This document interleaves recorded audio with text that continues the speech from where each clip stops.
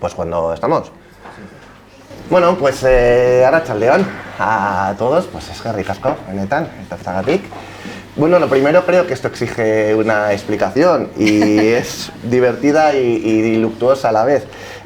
Como anunciamos antes de esta presentación, pues iba a venir el periodista Xavier Madariaga a estar conmigo hoy aquí. Y ayer me llamó a estas horas más o menos y me dijo que había tenido un fallecimiento de un familiar muy cercano y inesperado, además, repentino, para él doloroso, claro, y que el funeral es hoy a las 7:30 de la tarde en un pueblo. Entonces era completamente incompatible la presentación con este funeral. Entonces, pues bueno, pues tuvimos que maniobrar. Entonces le llamé a Maite, estaba en la tele en ese momento, puse la tele y estaba ella allí, en ETV2 de tertuliana. Todos lo vivimos en casa como muy intensamente, las tres crías, Nerea, mi mujer y yo. Y entonces, bueno, cuando vimos que se acabó el programa, pues la llamé y le metí pues un atraco pues, a mano armada importante. Sí, sí, con armamento nuclear. Sí, arma nuclear. Fue pues eso, cuando te ahogas y necesitas que alguien te salve. Y el atraco fue, pues dentro de 19 horas hay una presentación en el Carli Burutegia y no tengo presentador porque a Madariaga le ha pasado esto. Ella y yo nos conocíamos porque hace pues como 15 años, una cosa así, en mi etapa de periodista en Euskal Telebista, pues trabajábamos juntos.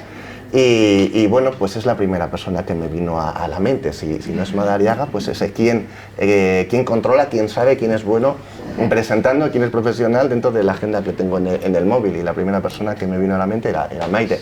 Entonces la llamé. Guardado en AA, ¿no? AA, Maite. AA1, AA0. Sí, bien traído, Maite, pues eso fue.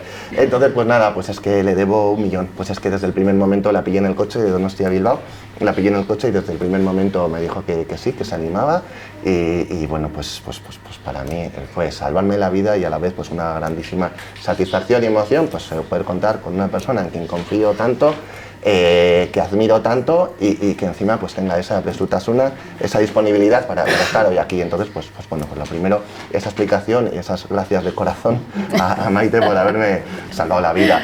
Y hecha esta excusa, yo creo que podemos empezar, porque normalmente empieza el presentador hablando. Sí, porque voy a empezar a llorar yo y tampoco pero es que creo que esto exigía una explicación. Entonces, pues, es que ricasco, pues la verdad es que he venido encantada, por supuesto, es así.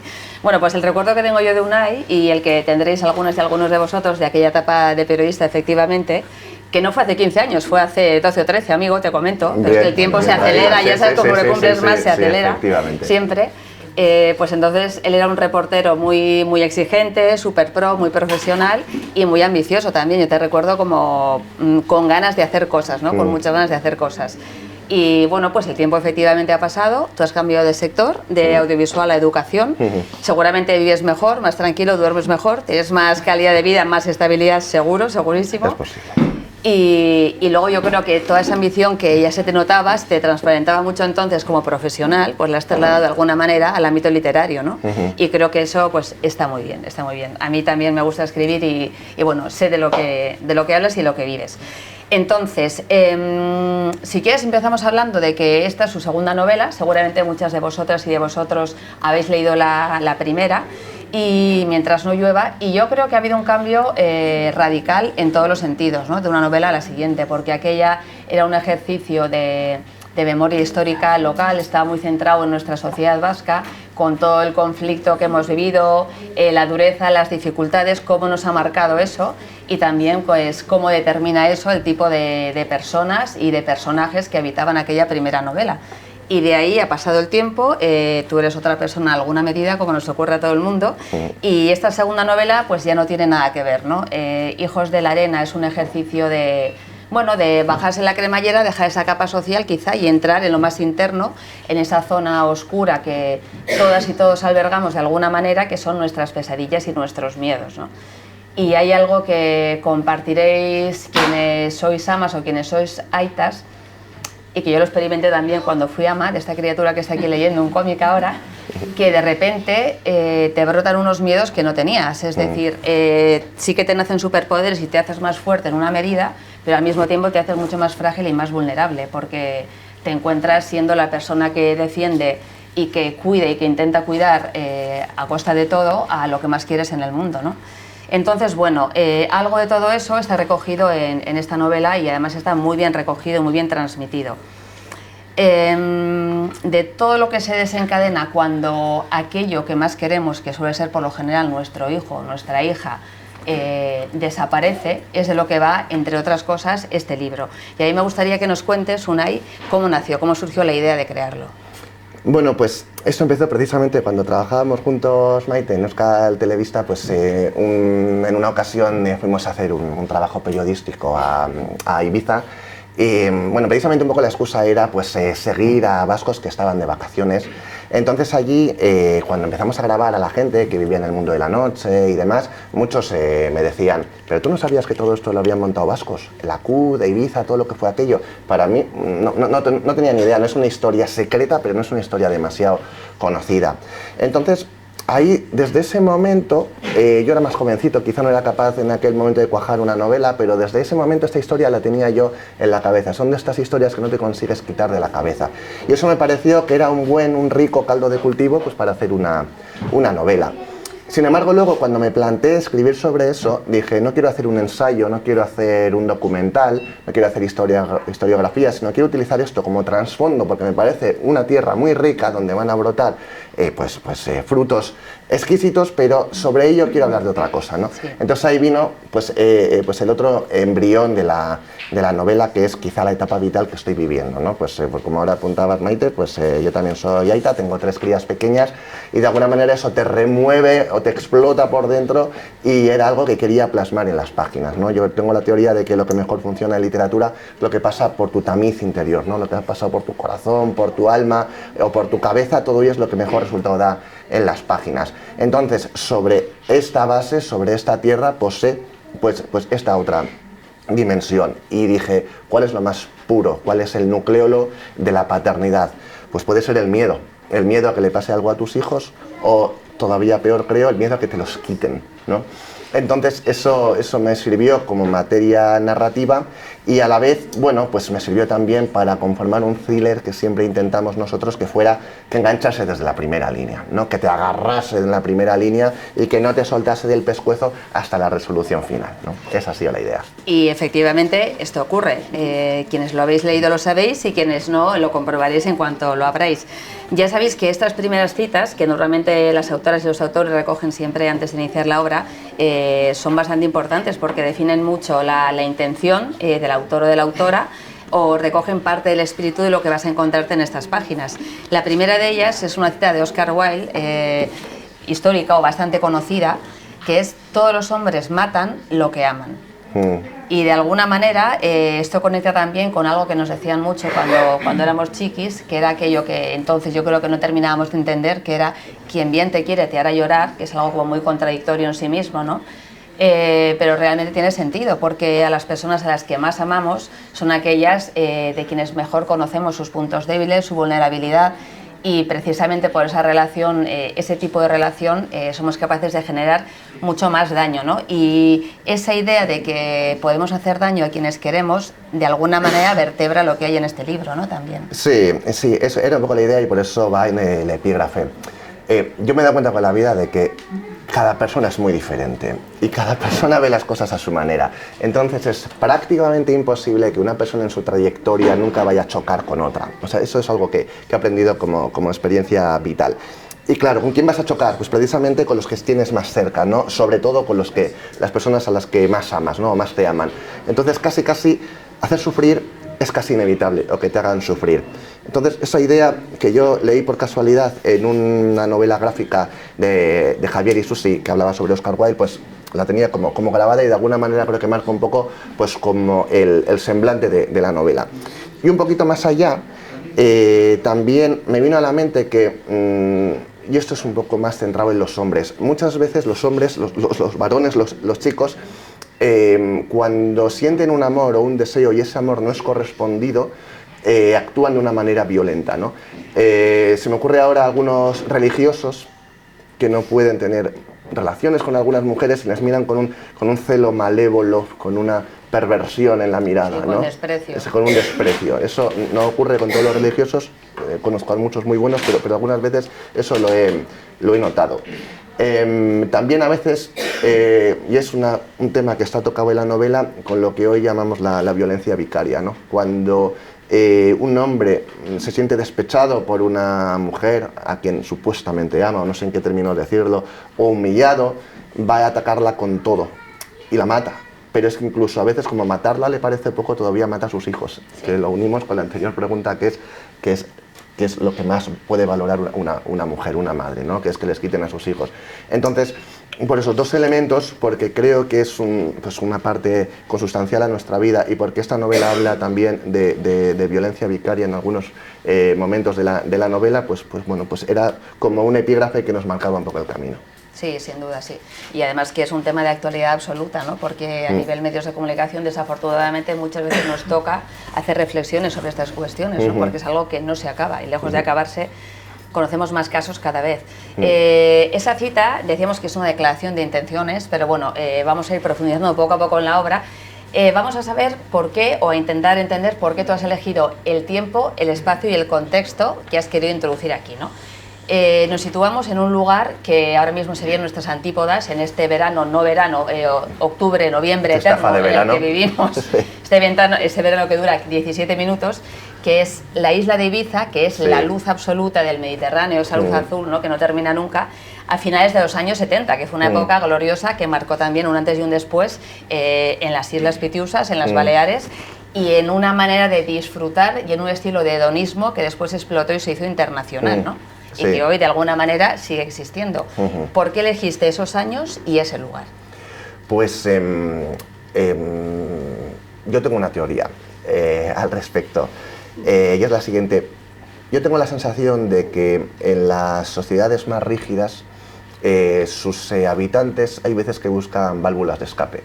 O sea, no me parece ninguna casualidad que quizá el movimiento escapista más grande que ha tenido Occidente en el siglo XX, que ha sido la ola hippie, no me parece casualidad que surgiera pues, precisamente en las sociedades posbélicas más rígidas, ¿no? En los Estados Unidos, en el Reino Unido y en Francia. Eran chavales de unos 20 añitos, o si llegaban, ¿no? que vivían una sociedad posbélica que les decía: ponte a estudiar, ponte a trabajar, nunca levantes la voz, nunca lleves la contraria, cásate pronto, ten hijos pronto, sé formal hasta la muerte, ¿no? Estos chavales en un momento dado dijeron: pero es que yo así reviento, yo así me muero, ¿no?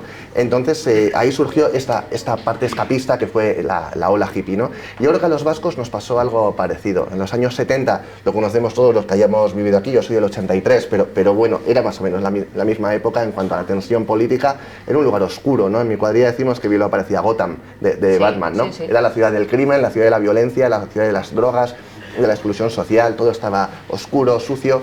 Y sin embargo que de repente unos vascos dijeran: es que yo no quiero ser sujeto político, yo no quiero ser agente político de este movimiento, es que yo me quiero ir de aquí no me siento identificado. Y quizá no había dentro de Euskadi un lugar donde poder desarrollar ese impulso que tenían. Entonces lo buscaron en lo que yo creo que ellos entendieron que era el paraíso, que lo entendieron ellos y todos los europeos y americanos, porque aquello estaba lleno de europeos y americanos hippies precisamente, ¿no? Y se fueron allí a hacer esta pequeña epopeya.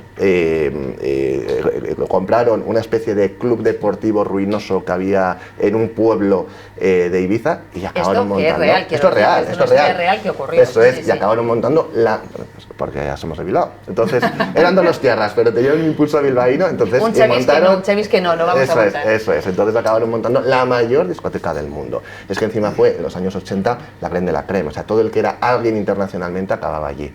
En la novela le hemos puesto otro nombre, Cora, por mantener un poco la distancia respecto a la ficción y no ficción, pero bueno, en aquella discoteca pues estaban Freddie Mercury, Montserrat Caballé, estaba Roman Polanski, y estaban los Rolling Stones, Mick Jagger, Grace Jones, todos, el que era alguien pues iba allí, ¿no? Entonces, pues como era muy gratificante para mí era una tierra muy nutricia y además enlazaba un poco con las ideas que tenía en la cabeza de escapismo, pues elegimos Ibiza. Funciona muy bien porque también eso alimenta un poco esta teoría de atracción de los opuestos, ¿no? Que aquí hemos vivido, aquí me refiero a la sociedad vasca, y mucho más en generaciones anteriores, con toda esa carga de la seriedad, lo que tú explicas, ¿no? La severidad, la contención de alguna manera, no expresar excesivamente tampoco las emociones y el sentimiento, ¿no? El sexo, es decir, que comparas tú todo eso mentalmente con el imaginario que te traslada Ibiza y son el yin y el yang, o sea, claramente, o sea, no hay nada más opuesto, ¿no? De lo que hemos conocido. Con eso ya has marcado en qué lugar la historia de arranque, que es muy potente y muy sorprendente, yo creo, a mí al menos pues me sorprendió, ¿no? Unos vascos que se fueron a hacer las Américas a Ibiza de alguna manera. Y luego la historia, conectando con lo que hablamos al principio y con esos miedos nuestros, es realmente la historia del secuestro de un niño, del hijo del protagonista, de Joseba. Yo creo que todo el mundo tenemos en mente algún momento de susto que nos habremos dado, pues yo recuerdo uno en una playa vasca en la que desapareció esta personita y durante...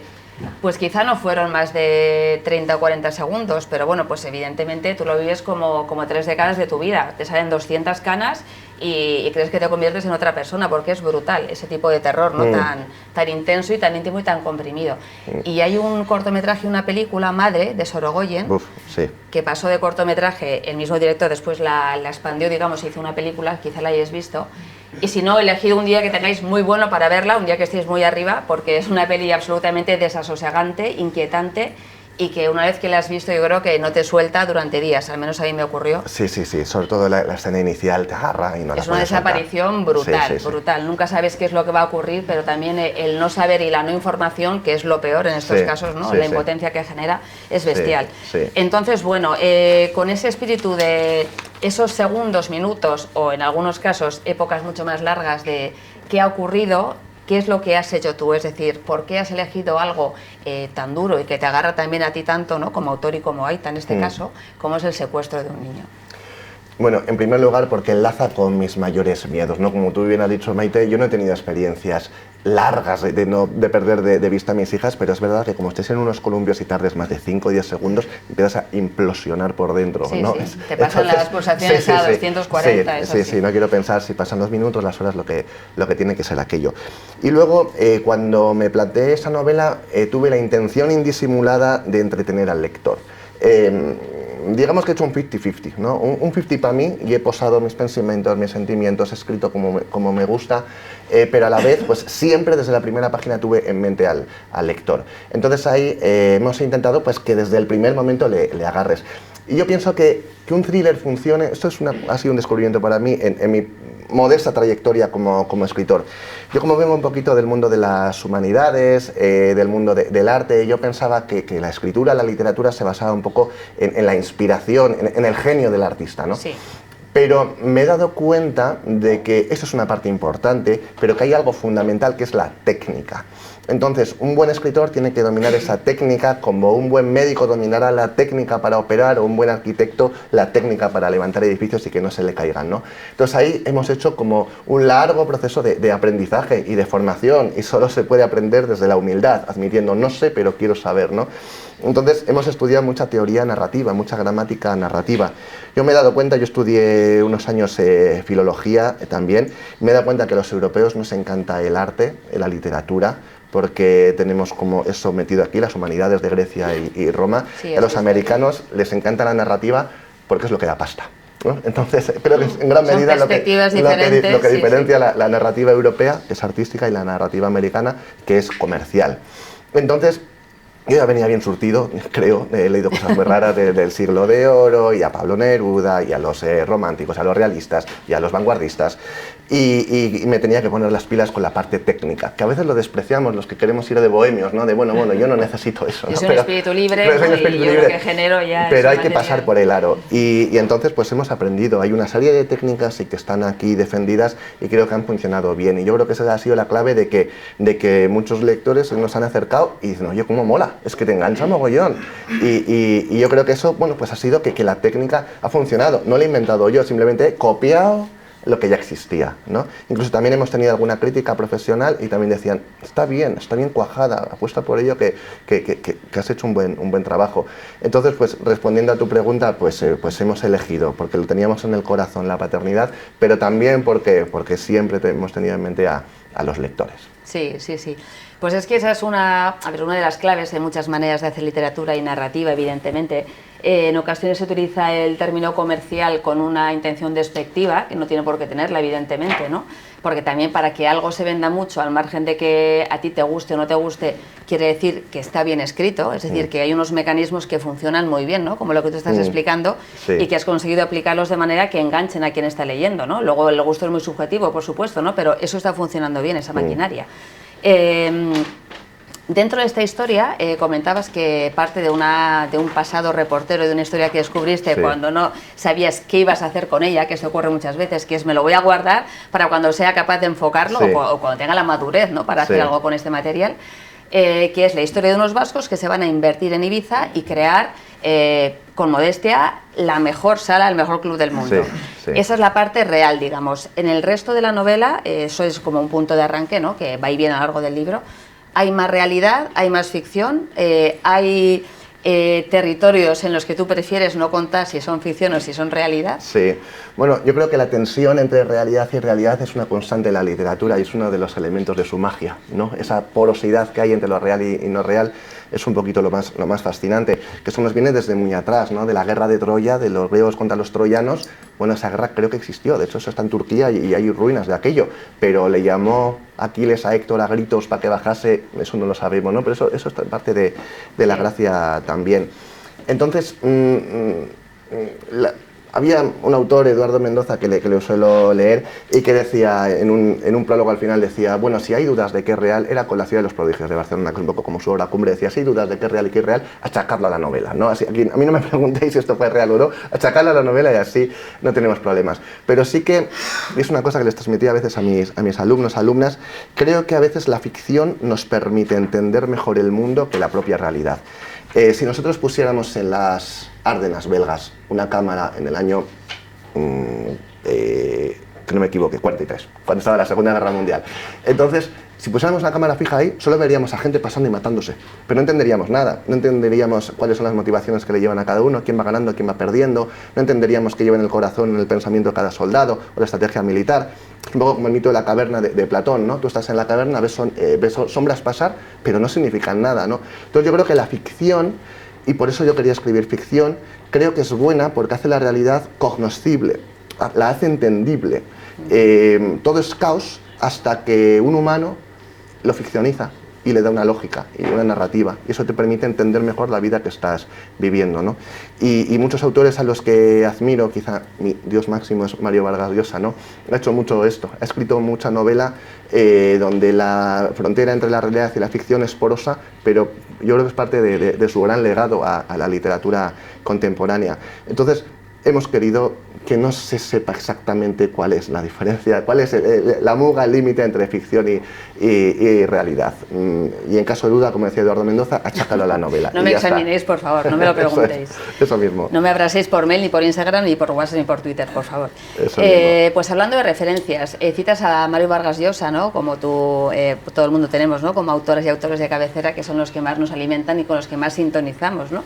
O porque nos identificamos con sus historias o con su manera de narrar o con su ritmo. Y también es cierto que cuando tú estás escribiendo, cuando escribimos, de todo lo que nos alimentamos durante el proceso, y ahí entra la música, qué música escuchas mientras escribes, normalmente eliges temas o bandas sonoras que conectan de algún modo, ¿no? Con la emoción que tú estás trasladando a la obra en ese momento. Entonces, toda la música que escuchamos y también todo lo que has leído, no solo en paralelo durante esos meses o años de creación de la novela, sino también el tiempo anterior, de alguna manera se va filtrando e impregna lo que tú haces, ¿no? Y en tu caso, por ejemplo, ¿a quién crees que encontramos aquí entre estas páginas? ¿A quién podríamos reconocer de alguna manera? Pues mira, aunque ahora, como he dicho, quizá mi autor de referencia es Mario Vargas Llosa, que por cierto le descubrí por mi hermano, que está ahí, porque tenía un profesor de lengua que le dijo, está muy bien Mario Vargas Llosa, ha hecho una novela que se llama La fiesta del chivo, que rompe el eje temporal. Bueno, para alguien que le gusta la literatura jovencito, eso es como éxtasis. Bueno, no sabía muy bien ni lo que era, pero todas esas cosas me resultaban muy atractivas. ¿Cómo que rompe el eje temporal? Eso se puede hacer. Y me acuerdo que fue la primera novela, yo tendría 20 y pico años así, fue la primera novela que me leí de Vargas Llosa y desde entonces ya me enganchó. Yo creo que me he leído pues, prácticamente todas sus obras, igual alguna me ha quedado, pero me he leído casi todas sus obras. Pero de chaval, mi primer autor de cabecera fue Arturo Pérez Reverte, que hoy en día está un poco denostado, quizá por algunas ideas un poco rígidas, a él también le gusta entrar al trapo. Bueno, pero el caso es que de jovencillo fue el autor que me hizo empezar a gustar la literatura. Paradójicamente, hasta los 18 años, yo no soy de los que, ay, yo leía Neruda en la cama con 9 años. Yo no leía de joven, porque no me gustaba, porque todo lo que me mandaban en el colegio me parecía ñoño y no me gustaba. En cambio, me acuerdo que mis padres compraban el periódico y esas fueron mis primeras lecturas de chavalín, muy crío. Leer el periódico, los dominicales, los artículos de opinión patente de corso de Reverte.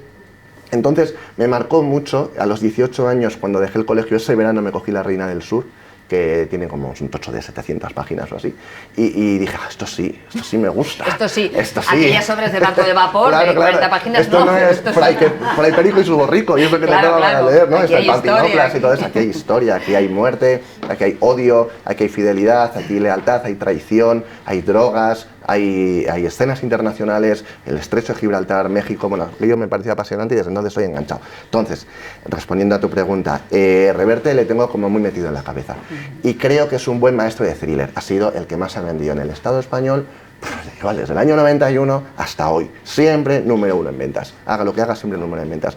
Un día escuché, no soy mucho de redes sociales, pero escuché a un gurú de estos que decía, copia, no inventes nada, copia.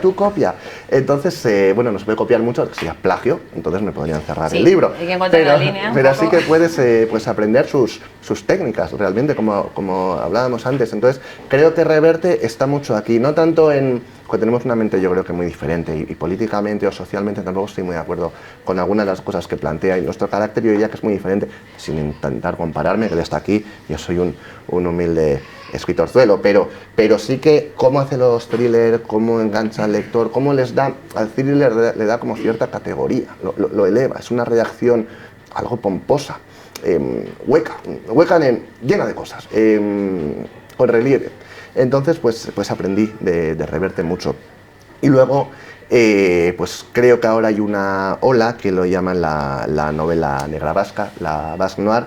Entonces, pues bueno, pues hay una serie de autores vascos que están pegando fuerte, pues Miquel Santiago, Iván Martín, Dolores Redondo, Saint Urturi. Entonces, pues les he leído y les he seguido, porque yo creo que ellos son un poquito más mayores que yo, pero creo que van marcando la pauta de esta ola Basque Noir, ¿no? Novela negra vasca. Entonces, pues bueno, ellos ya han cogido esa ola, están bien asentados en la ola de Sopelana, la llevan bien, y ahí me corresponde, pues y bueno, ahí tener... vas con tu tabla, eso, ¿no? ir con la tabla, con el tablón, y a ver si tenemos el talento, la pericia de poder subirnos a esta ola.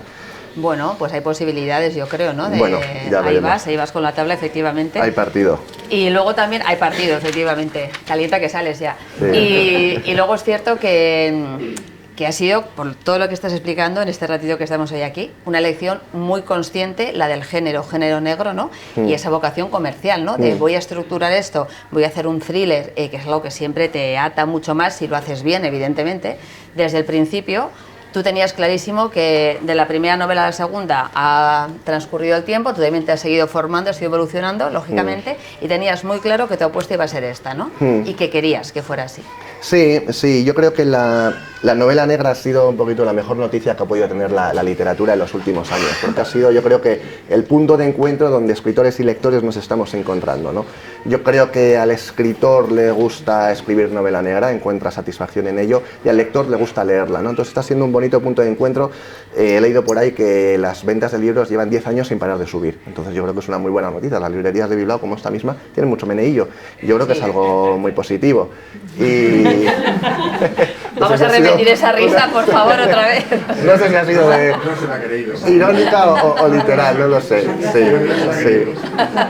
Entonces ahí está. Yo creo que todo autor tenemos como una cruz, ¿no? Con un travesaño horizontal y otro vertical. Yo creo que el travesaño horizontal es el que te ata tu tiempo, ¿no? Pues por eso Lorca escribió vanguardismo, y por eso Clarín escribió realismo y Becker romanticismo. Y quizá mi travesaño horizontal a mí pues me está sujetando a lo de mi tiempo, ¿no? Que es la novela negra o la Basque Noir, puesto que soy vasco y escribo en Euskadi. Pero luego yo creo que hay otro travesaño vertical, que es un poquito el del legado literario que tú heredas, ¿no? Se lleva escribiendo desde la noche de los tiempos. Entonces, todas esas lecturas de alguna manera pues las he atesorado, ¿no? Las intentas filtrar, tamizar, curar y pasarlas a la página. Y también en ese travesaño vertical yo creo que también está nuestra propia experiencia vital, ¿no? Tenemos ya una edad y hemos pasado por muchas cosas, buenas y malas. Entonces yo creo que una buena obra tiene que estar insuflada, inervada por esa cruz, ¿no? Un travesaño horizontal que te ate a tu tiempo y un travesaño vertical donde aportes todo tu legado, ¿no? Casi inmemorial. Sí, es una manera de fijar tu identidad, ¿no? De que tú te sientas reconocido y que quien te sigue, cuando empieces a hacer más trayectoria, pues sepa, ¿no? A quién se va a encontrar ahí. Sí. Bueno, si os parece, entramos en los personajes, vamos a entrar en materia. Para quienes lo hayáis leído, pues ya podréis casi opinar. Estaría muy bien que la gente opinara y dijera cosas de los personajes. Bueno, y para quien no vamos a hacer spoiler, evidentemente, porque entonces quedaríamos aquí en esta librería sentados, ¿no? Bueno, el protagonista es Joseba, es un hombre vasco, claro, con lo que eso puede suponer, saliéndonos de los clichés evidentes y demás. Y después hay una serie de protagonistas femeninas que tienen un papel secundario pero importante también, que son como una especie de coro griego, ¿no? Tienen su peso dentro de toda la narración y de la historia. Te voy a hacer esa pregunta, que es ¿por qué has elegido un protagonista masculino, viendo que te gustan los personajes femeninos, porque hay varios y son importantes? ¿Por qué el protagonista principal es un hombre y no una mujer? Sí, yo necesito, cuando escribo una novela, estar en la piel del protagonista. Necesito casi coserme a él, estar en su mismo sitio, como subirme como a ese camión o a ese barco, estar ahí dentro. El personaje de Joseba de ningún modo es autobiográfico, porque creo que nos parecemos poco, pero tiene muchísimo de mí, sobre todo cómo filtro las emociones y los pensamientos por dentro. Entonces yo necesito, para que me funcione la novela, controlar, coserme al personaje central. Entonces, yo no estoy seguro de si mi personaje central es una mujer, si lo voy a conseguir, ese cosido. Porque para mí es mucho más sencillo entender cómo piensa un hombre, puesto que estoy en su piel. Incluso otros elementos, pues que sea también vasco, que sea más o menos de mi edad, que haya vivido años que yo he vivido, sí. Todo eso me hace sentir más seguro y creo que me da mejor resultado.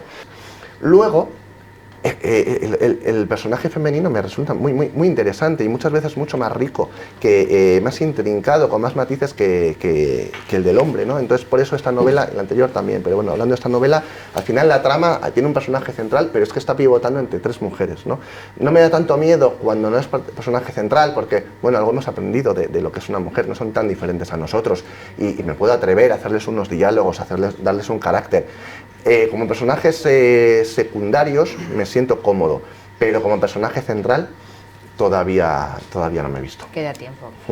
El resto de personajes de esta obra, pues Montse, por ejemplo, Nathalie o otras mujeres, ¿tienen alguna base real? Es decir, todos nos inspiramos en alguien de nuestro entorno más cercano, en detalles o en partes más sustanciales. ¿Hay algo de, pues no sé si a una amiga o tu mujer o tus alumnas quizá, o no sé, de alguien, o de tu ama, no lo sé?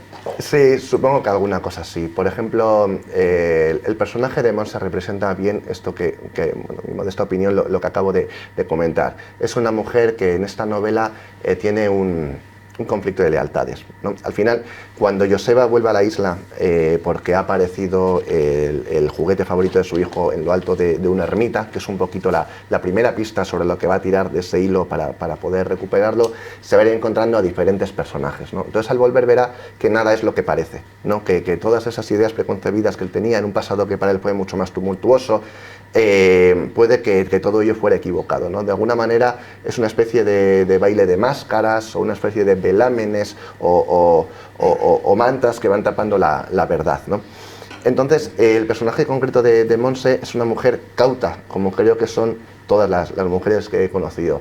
Tiene miedo, pero no un miedo paralizante, no un miedo cobarde, sino un miedo protector.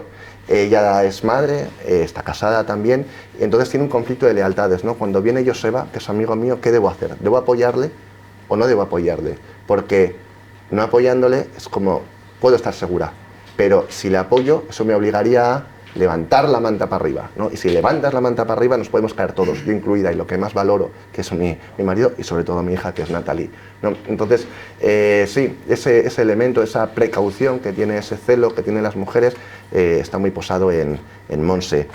Nathalie, por ejemplo, ahora trabajo en la administración, pero me he pasado 10 años dando clase, y sobre todo a adolescentes, y sobre todo a mayores. Lo que más me gustaba era mayores de segundo batch o así. Entonces descubrí muchos alumnos, sobre todo chicas, listas, que tienen como mucha prisa por abandonar la ligereza de la infancia, de la adolescencia, y cogerse ya la mochila pesada de piedras del mundo adulto, ¿no? Que te dan ganas de decir, no tengas prisa, que ya llegará, pero ellas quieren, ¿no? Entonces Natalie, yo la enfoco por ahí. Es una chica joven, todavía con poca experiencia, pero ambiciosa, y tiene ganas ya de meterse en el mundo adulto y hacer sus propias aventuras, ¿no? Ella está buscando su pasado, está buscando su origen. Entonces entrará a colaborar con Joseba, ¿no? Pero ella quiere una relación con Joseba de igual a igual. No me trates como tu sobrina, como una chavalita, trátame como igual a igual. Dos adultos que tenemos un proyecto común, ¿no? Se apoyarán mutuamente Joseba y Natalie. ¿Quién más? Está Clotilde. Clotilde representa la ola hippie de Ibiza. Lo mejor de la ola hippie, ¿no? Sí, lo mejor de la ola, la pureza, sí, la pureza. En los años 60 y 70 la isla se pobló de hippies. La mayoría acabaron marchando, muchas veces aquello acabó como el Rosario de la Aurora, pero bueno, hay alguno que mantuvo las esencias, ¿no? Todavía hay hippies en esa isla de Ibiza. Entonces ella mantiene un poquito esa pureza, ¿no? Contrasta un poco los valores capitalistas o contemporizadores o pervertidos o viciados que tienen algunos personajes con esas esencias hippies, ese idealismo, ¿no? Pero ahí hay un elemento con Clotilde, y no se puede desvelar mucho, pero que realmente he notado que es una especie de obsesión mía, porque ya lo traté en la primera novela, que es este bolígrafo, por ejemplo, que me lo regaló mi familia, está bastante limpio, ¿no? Entonces tú puedes mirarlo aquí y te parece que está pulcro. Sin embargo, es posible que si le acercásemos un microscopio tendría gérmenes. Seguro, porque que yo sepa no existe lo pasteurizado, salvo que lo hierbas.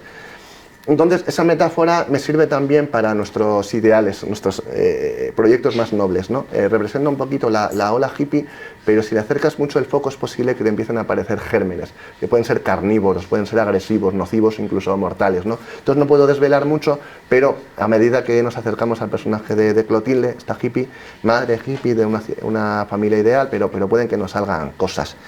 Y por cerrar un poco de círculo está Miguel.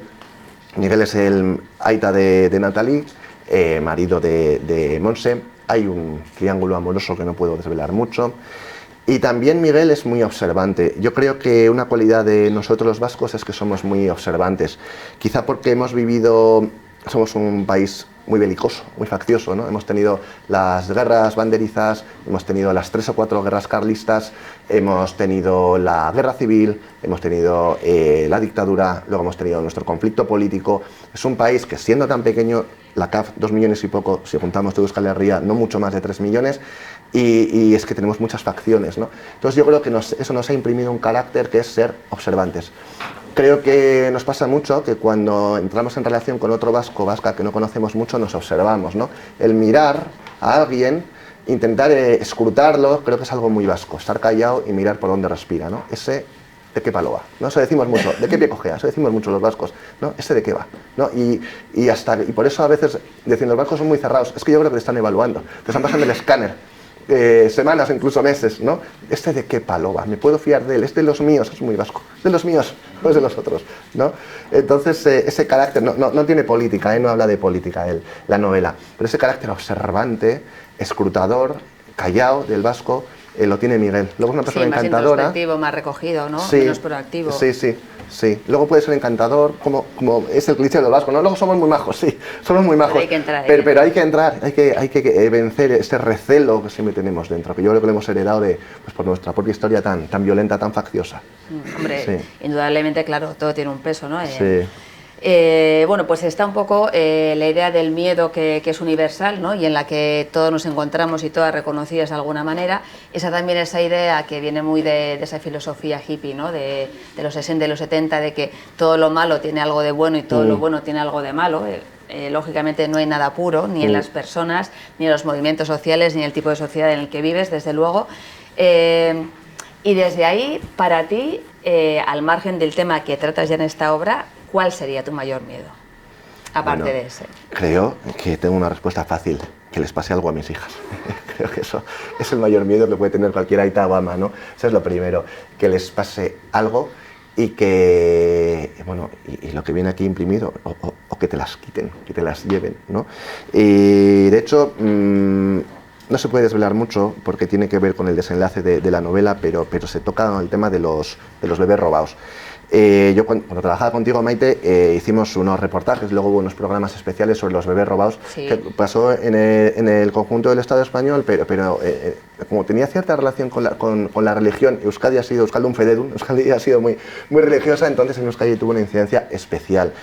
Entonces ahí, bueno, pues conocí en primera mano pues el caso de los bebés robados, que no es menor, porque han sido, según las asociaciones de afectados, 300.000 bebés robados desde el 36 más o menos, que empezó la guerra civil, hasta los años 90, que es cuando está ambientada esta novela. Es brutal, como tú dices, porque es quizá el crimen más grande que puede cometer un ser humano, arrebatarle a un niño recién nacido a su propia madre, y sin embargo la impunidad ha sido máxima. No ha habido, según me he documentado yo, quizás se me haya escapado, pero según me he documentado yo, no ha habido ni una sola pena por haber robado 300.000 niños, ni una sola pena. Hay un montón de gente de mi edad o más mayor que están buscando a sus aitas y amas, no los encuentran, y hay muchas aitas y amas que están buscando a sus hijos, no los encuentran, no se están cruzando datos de ADN, tampoco hay una proactividad de las instituciones para hacerlo, se ha quedado allí. Entonces es algo que se trata en la novela porque se incardina, porque se relaciona pues, con el germen del thriller, de Hijos de la Arena, que es la desaparición de un niño, arrebatárselo a su padre. Entonces, bueno, se me ocurren muchas reflexiones sobre ello, pero quizá la principal es de qué manera las élites siempre hacen lo que quieren con las personas humildes. Me parece bárbaro que las élites españolas, vascas, hayan robado niños a su antojo, y que nadie haya tenido que pagar por ello. A mí me llama mucho la atención. Eso sería otra obra de denuncia, sería otro tipo de obra más sociopolítica, Sí. menos narrativa o menos literaria. Vamos a hablar un poco de la necesidad de escribir, ¿no? De dónde sale, no ya del oficio, del aprendizaje de técnicas, la lectura y la mejora constante se supone, sino de por qué necesitamos escribir. Hay muchos lugares posibles desde los que uno parte cuando quiere contar algo. Uno de ellos es, tengo una historia dentro y necesito sacarla, ¿no? Quiero sacarla de alguna manera. Otra es, me viene bien porque de algún modo hago terapia, es un ejercicio de autoterapia y la escritura también en muy buena medida, y de catarsis personal también, de sucesos vividos que han sido traumáticos, oscuros o difíciles de aceptar o de asumir. También puede responder a la necesidad que tiene el ego de alimentarse, ¿no? Y de recibir ese reconocimiento social, que también es uno de los ingredientes que más alimenta, ¿no? ese ego que tenemos. Y luego también hay quien escribe, que a mí esto me provoca siempre mucha ternura escucharlo, escribimos para que nos quieran también. Y yo he escuchado entrevistas de Pablo Carbonell, por ejemplo, al Gran Wyoming también, y al Batería de los Planetas también, en la que todos coinciden en decir que eso de colocarse, exponerse ante el público, ponerse en un escenario delante de una cámara, o en el caso del Batería de los Planetas, delante de miles y decenas de miles de personas, ha sido porque les faltó ese amor de pequeño en distintas etapas de su vida, y encontraron el amor pues en su creación, ¿no? En lo que reciben del público, en la batería, en que la gente se ría cuando haces tus chistes, cuando cuentas tus monólogos, ¿no? En tu caso, tu necesidad de escribir, ¿de dónde viene? ¿De dónde crees que viene? ¿O de qué suma de motivaciones? Pues mira, falta de amor no, Maite, porque en casa me quisieron muchísimo y me siguen queriendo, entonces por ahí no va. Pero sin embargo sí que hay una frase de Charles Bukowski que es: encuentra lo que te apasiona y deja que te mate, ¿no? Entonces creo que de muy pequeño creo que recibí como una especie de placer pueril, infantil, incluso egoísta, cuando recibí aplausos, ¿no? Hacías tu redacción y decían, ¡ay, qué bonita está, qué bonita es!, no sé qué, ¿no? Entonces, eso creo que te engancha, ¿no? Yo creo que todo hijo, hija, al final siempre quiere agradar a sus padres si les quieren, ¿no? Entonces, creo que eso, encontrar esa satisfacción en el apoyo de los demás, creo que eso te hace seguir. Pero hay más elementos. Yo creo que tiene una anécdota Bernardo Achaga, que es que cuando sacó su primer libro de poemas, que es Auchida Ánfora, que es el único libro de poemas que ha escrito, luego ya escribió prosa, y nadie se lo quería editar, era la época de la dictadura, él escribía en euskera, era estudiante de la Uni de Deusto, entonces fue a una fotocopistería de Santurtzi y pues no sé, le dijo, hazme 50 copias de esto, ¿no? Estilo fanzine. Sí, estilo fanzine, sí, eso es. Entonces dice que empezaba el fotocopistero de Santurtzi y le empezaba a hacer fotocopias y de vez en cuando se iba, ahora vuelvo. Luego volvió un rato y ponía otra copia, ¿no? Y Bernardo tendría ahí como 20 años, le dijo, oye, ¿por qué te vas? ¿A dónde vas? Porque estás aquí, ¿a dónde vas? Y dice, es que hoy pasan ovnis.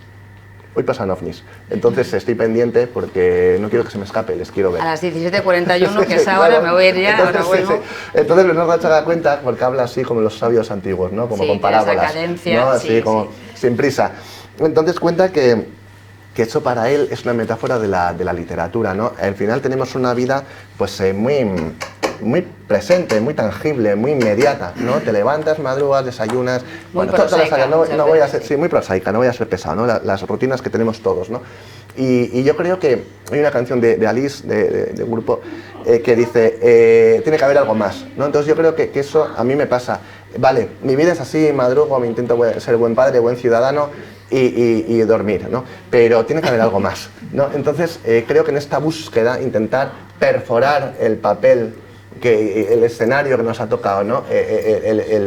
¿Cómo se llama? El cartón piedra, ¿no? Intentar perforarlo con el boli y escribir más adentro, creo que eso también me lleva. Intentar llegar un poco más lejos, tiene que haber algo más, creo que eso me mueve. Bueno, yo creo que ese es un tipo de llama que no se apaga por lo general, ¿no? Que de una manera u otra te va alimentando siempre.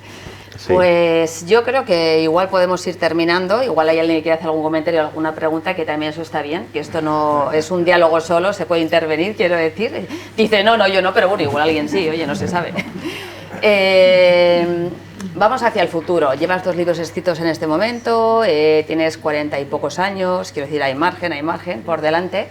¿Qué quieres ser tú de mayor? Bueno, desde luego, mira, escritor a tiempo completo no, la verdad, es una conclusión que he sacado. Igual de más jovencilla, cuando era más idealista, igual lo habría dicho, pero escritor a tiempo completo no, creo que no me gustaría. Es demasiado obsesivo, es demasiado claustrofóbico, es demasiado convivir con tus fantasmas todo el día. Entonces me gustaría, mi trabajo me gusta, entonces mantener, creo que voy a seguir trabajando, y luego me gustaría tener una carrera literaria. Eso es algo que creo que es un objetivo suficientemente ambicioso para que me motive, pero suficientemente realista para que no sea una jaimitada. Entonces creo que bueno, tener humildemente una carrera de escritor y luego ir construyendo el muro, ¿no? Creo que mientras no llueva puse la primera piedra, que fue mucho, porque como escuché un día un matemático, de 0 a 1 no hay 1, de 0 a 1 hay infinito, ¿no? O sea, de no tener nada a tener 1 es infinito. Entonces, la primera novela creo que me permitió empezar la casa. Esta yo creo que hemos crecido un poco literariamente, creo que es más honda, creo que las críticas están siendo mejores, ventas van mejor, entonces creo que vamos creciendo. Y bueno, pues siempre un pasito más. Mi ambición sería tener carrera literaria y tener un nombre. No creo que sea muy egocéntrico, creo que no es por egolatría, es por prurito profesional, porque quiero hacer buenas obras y creo que es ahí donde me gustaría estar. Muy bien. Esa es su ambición. ¿Y las vuestras? ¿Alguien tenéis alguna duda? ¿Algo que os gustaría que comente? Aquí el autor, ahora que lo tenéis cerca y a mano, que luego se te ocurren las preguntas en el bar. En el bar no, tiene que ser ahora. Yo voy a preguntar. Dices que estás siguiendo la ola del Basque Noir, que te has sentido cómodo escribiendo en esto, que el lector también se siente cómodo. ¿Te ves ya en este género? ¿O vas a seguir explorando? Pues no lo sé, Gorka. No te conozco, Gorka. Sé que has llamado, sé que has venido llamado por mi Estela. Bueno, pues Gorka también escribe, también es escritor. No lo sé. ¿Te da miedo, por otra parte, te da miedo encasillarte? Que a mí esto me pasa mucho con lo mío. ¿Te da miedo encasillarte en este género? Pues mira, me encanta teorizar y reducir. Entonces, para mí hay 2 tipos de escritores. Escritores hacia afuera, como Reverte, escribe aventuras, y escritores hacia adentro, como Javier Marías, fallecido ya, ¿no? Entonces, la primera novela creo que fue más Javier Marías, fue más intimista, y la trama estaba en un segundo plano, y esta es más Reverte, contaba cosas, ¿no? Y quizá lo íntimo está un poco más escamoteado. Entonces, no lo sé qué quiero, porque estoy esperando a qué resultado me da esto. A nivel comercial, no lo voy a ocultar, y de impacto, y también a nivel personal, qué gratificación me da. Entonces, de momento, wait and see. Voy a esperar a ver cómo va, porque no sé. Cuando te pones a escribir ahora. Pues mira, como vengo a Humanidades, hacer cosas rarísimas que no le gusten a nadie y que sean súper poéticas y profundas. Pero es que no quiero ser un poeta alcohólico, prefiero vivir bien. Entonces, no lo sé, pues es una buena pregunta, Gorka, porque sinceramente me la estoy haciendo yo estos días. Entonces no tengo respuesta. Si publicamos, pues esa será la respuesta. Si hacemos un tercer libro, pues te diré, mira, pues hice esto. Sí. De momento no lo sé, es una incógnita para mí. Sí. ¿Alguien más? Ese fondo norte que hay por ahí.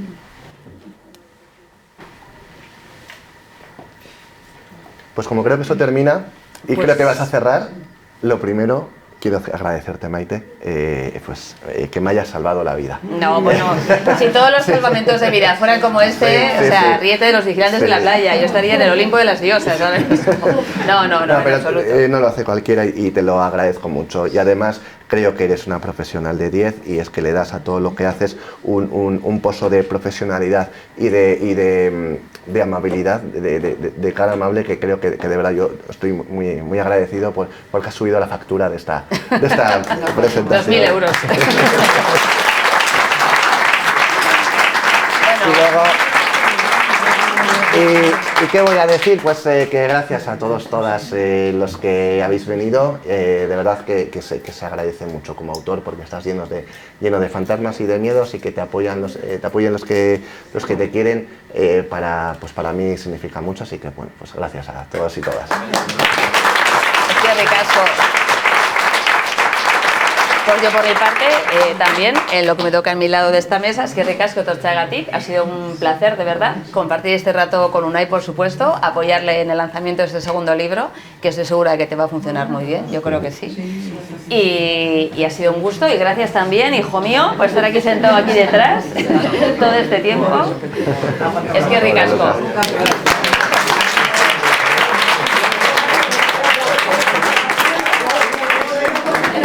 Sí, ya te puedes sentar ahí.